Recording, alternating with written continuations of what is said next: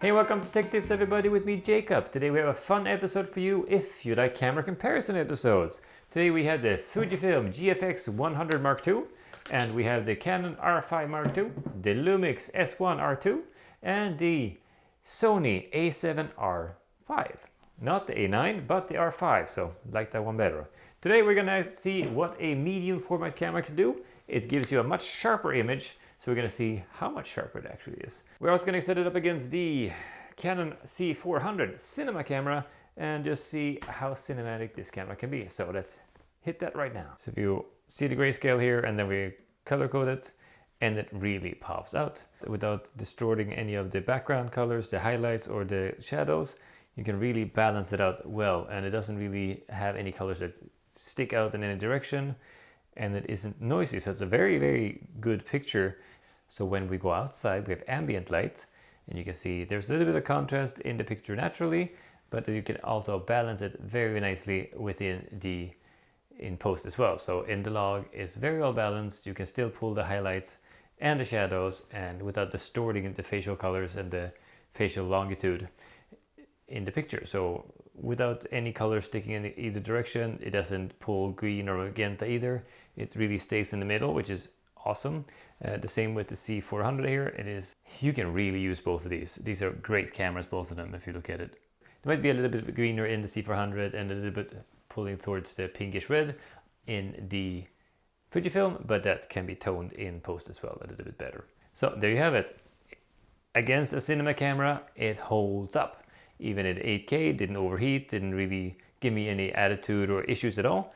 So it did very well, like handling that as well. So good job, Fujifilm, to be able to do such a thing.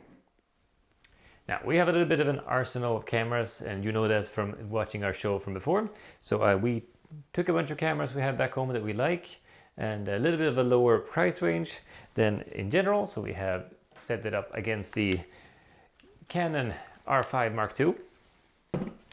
We have used a Lumix S1R2. We have a couple of them, so it's hard to remember sometimes. And we have the Sony R5, A7R5, which is our favorite of the Sonys. We don't really use Sonys much, but so we chose the Sony A7R5 over the A9 because we found that it's closer in features, and also it is the one we like better. And it is one of the two that we have available at the moment. So not to bore you with too many details, we're gonna jump straight into the actual image quality. I shot them all in log. They are all in the same settings. They're all shooting at the same time, at the same flower. So that's why the angle is a little bit off, because they're sitting next to each other and filming at the same time. We also have the color card there for reference as well.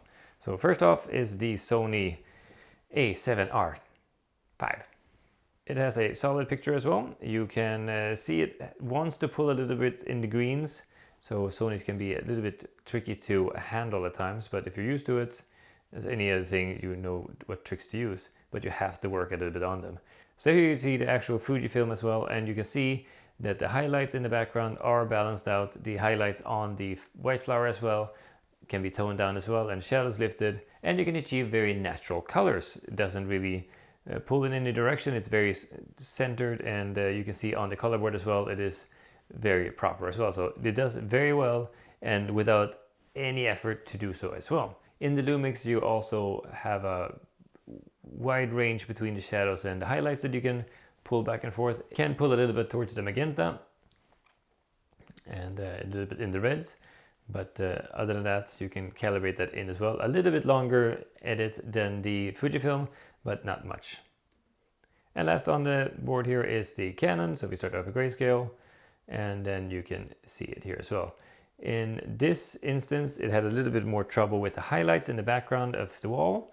It has a little bit of a blowout there in the back. But the shadows are easily lifted, and the color balance in the flowers themselves and the color board are spot on. So a little bit of a highlight issue in the Canon, or you just have to stop down one bit when you shoot, so you have an easier way of pulling it up more than pulling it down. And you can see them side by side by side. So you can see all four at the same time. And you can see the little bit of shift of colors in between them, but they're all solid cameras. But Fujifilm and the The Fujifilm in this case is actually the easiest one to work with because it can retain both highlights and shadows and colors as well. It comes in a higher price range, so if you pay a little bit more, you can get all of the things in one as well. Some of the cameras in this size has been prone to overheating at times, so I put them all side by side, put them on record as high as they could, and just waited to see who would fail first and what the error message would be when it happened. So as you can see here, the Sony lasted for 50 minutes before it ran out of space. The Canon overheated after 30 minutes.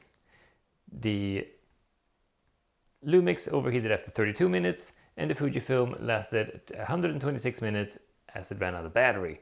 So no overheating messages, no issues at all in runtime. So it's a solid camera and it just keeps going. The R5s has been prone for overheating, and so the Lumix as well, and some of the Sonys as well. But at room temperature, they only lasted 30 minutes on the ones that overheated, but an impressive 120 minutes on the Fujifilm itself. So winner, winner. So they are a little bit different body sizes on these cameras. So the Sony has a little bit of a shorter body, so you have a little bit of a less pinky room here. So if you have bigger hands like Linus, you have a little bit of trouble with these because you have nowhere to support them. So it makes them a little bit front heavy, especially since some of the glass is a bit front heavy as it is. If you get lighter glass, less of an issue. But weight wise, the Sony goes at about 700 grams body as well. The Fujifilm, or the Lumix, sorry. The Lumix has a little bit of a wider body, it's still fairly solid, and that comes in at 700 grams roughly at the body itself, and then the glass is what the glass is.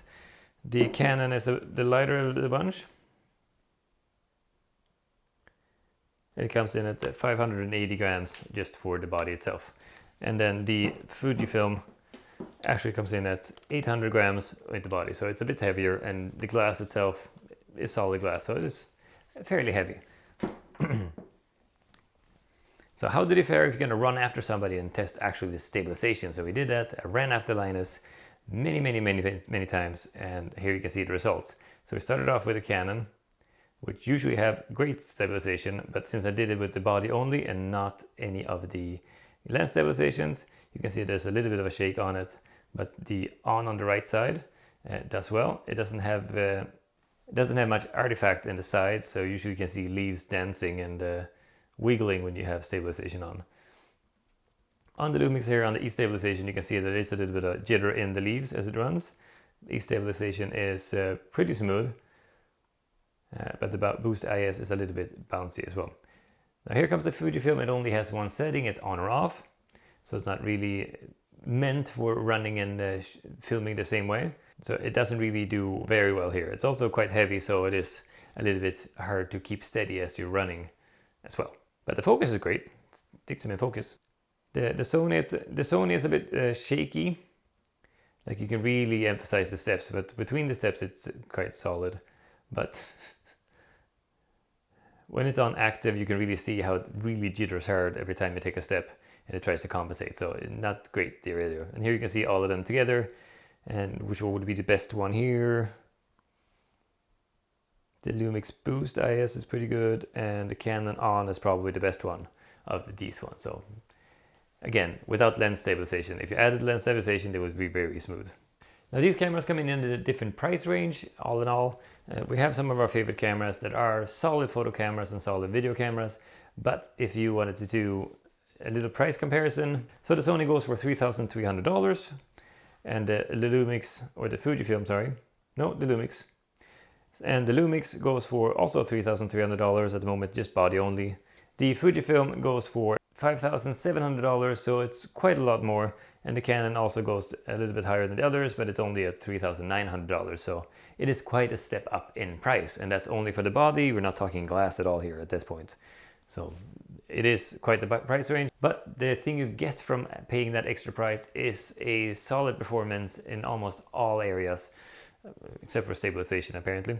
But if you shoot in dark sequences and you really want to lift up those shadows and keep it clean, it does a good job. So check it out here. I checked it with the camera that has the closest megapixels, which is a Sony. So just to run through that real quick too, so you know which is which. The Sony runs at 62.5 megapixels, the Lumix goes at 45.9 megapixels.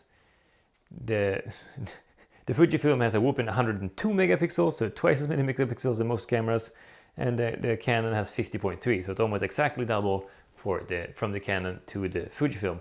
And let's do a dark test here so you can actually see what those megapixels can do. And here you have a little dark set. It's just candlelit. There's nothing else in the room really. And as you boost it up, you can really see how well it lights up. And then I did an outside image as well. Also pitch black outside, a little bit of a tinkle lights because now it's winter. Again, 8-month review, so it's been a while that we've used this camera now. But you can see it really lifts up nicely. I mean, it is pitch black, so you can't get magic from this, but it is very good anyways. All of these cameras also have slow motion potential, so I think about 100-120 frames per second. So that was the slow motion on these two cameras. So let's go into the menu system, because it is something that you're gonna have to deal with when you buy one of these cameras. And if you buy a Sony camera, they are fairly complicated in my view, because I am more used to how the Canon works and how it's set up. There's a lot of image settings in the Sony that can drive you a little bit nuts, because you have to know, if you know how to go through the menu there. The Lumix is somewhere in between. It's not completely obvious, but it's not convoluted either. And the Fuji is actually closer to the Canon, so it's very logical. And you have your Q button on the front here. So you have a lot of options in here. You have your spin wheels in the front back here. You have a spin wheel in the front. You can click this wheel as well. And otherwise you have everything in the queue, and you can rotate around here on the joystick. So very easy to use, like joystick, and function wise it sits where it's supposed to. Only other issue with this one is that it has no screen that can turn around. You can put it this way so you can take shots down this way, but you don't have a screen that you can actually rotate and see yourself in any way.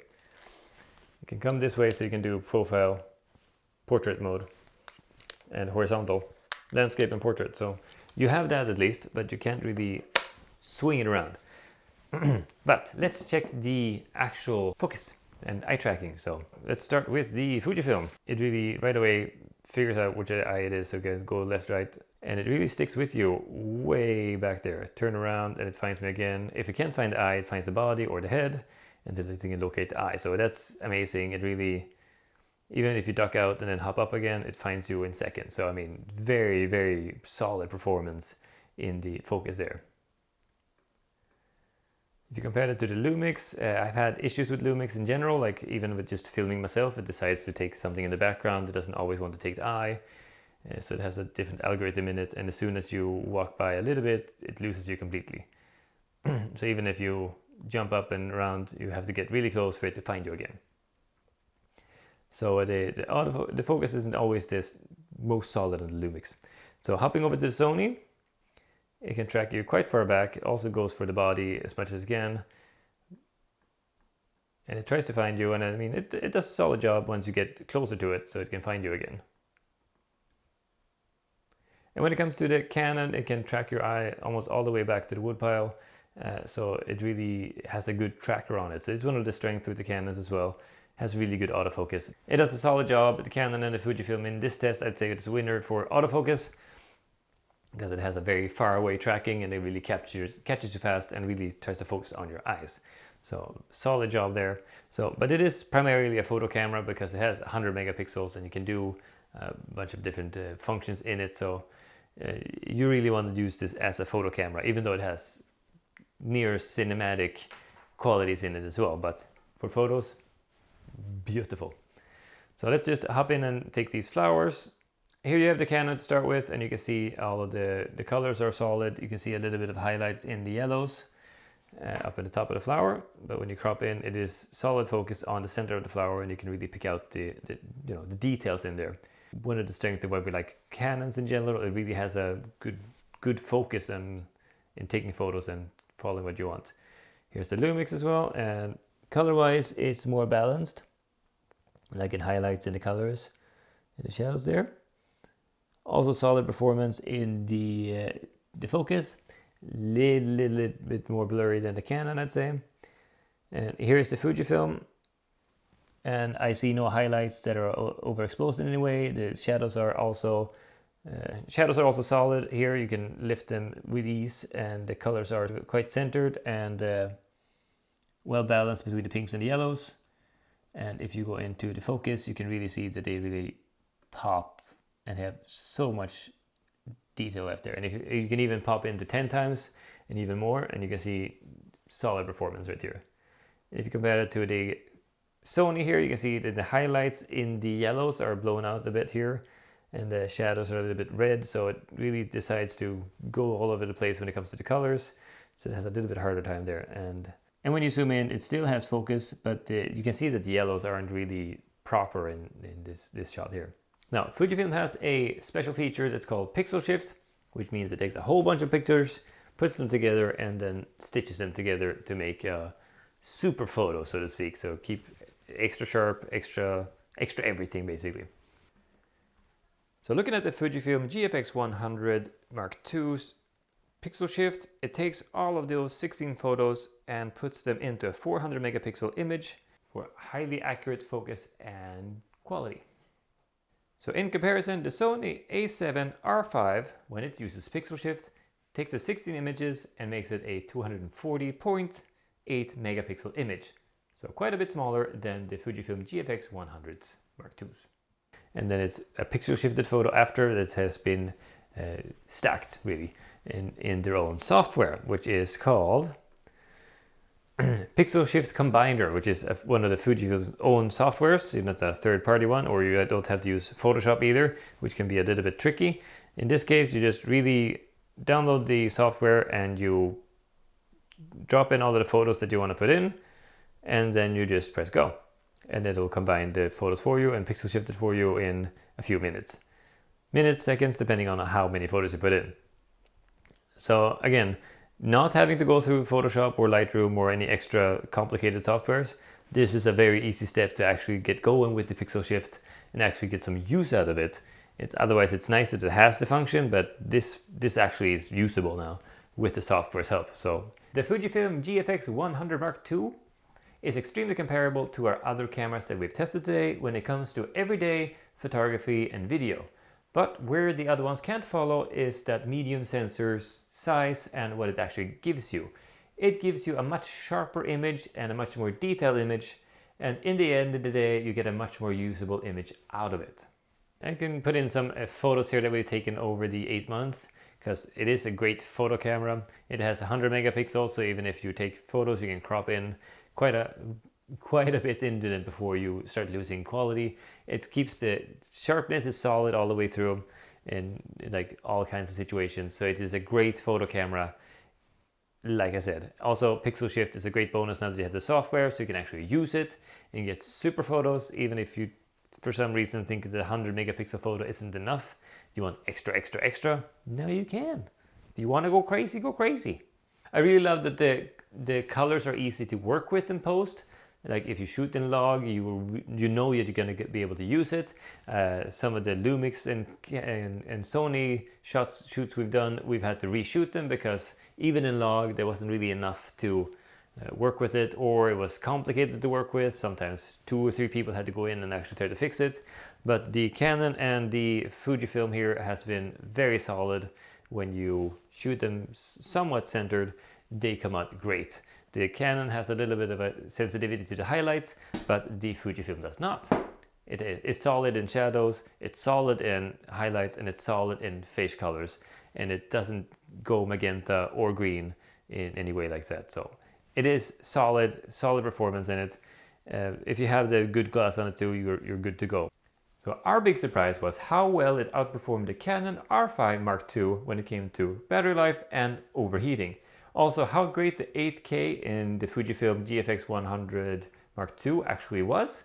It has great image, so if you want to do small films, it has a great image for it. However, it costs just about as much as a Canon C400, which is an actual cinema camera. So there's some tools on there that you get physically on a cinema camera that you don't get on the Fujifilm. For example, the built-in ND filters, the built-in XLR inputs, and general just how it works. However, it's a brilliant camera, it has brilliant image in it, so we'll have to see where it fits into our workflow from here on. So thank you so much for watching, guys. Don't forget to like and subscribe, and I hope to see you guys in the next one. Bye for now.